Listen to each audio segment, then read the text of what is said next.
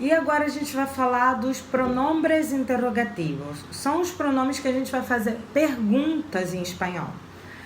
A primeira coisa que vocês me perguntam sempre no sexto ano é por que o ponto de interrogação em espanhol ele começa ao contrário.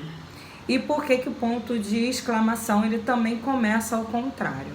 Bom, uma explicação bem lógica.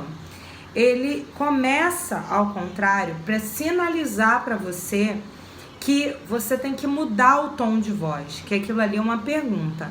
Em português, esse ponto só é colocado no final da frase.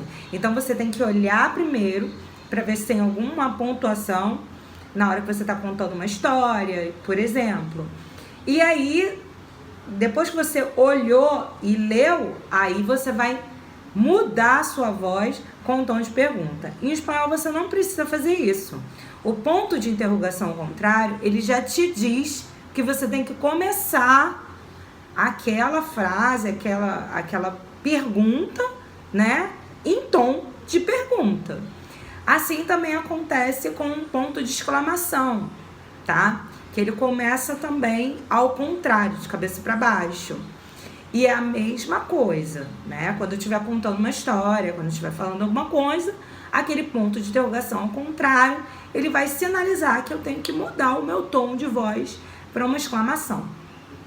Tá, professora, e quais são os pronomes interrogativos em espanhol? Tá? Vamos lá, a gente tá com uma tabelinha lá na página 7 do livro. Tô com o livro aqui, vamos lá. Como, donde, cuando, qué, cuál y cuáles, quién y quiénes, cuánto, cuántos y cuántas.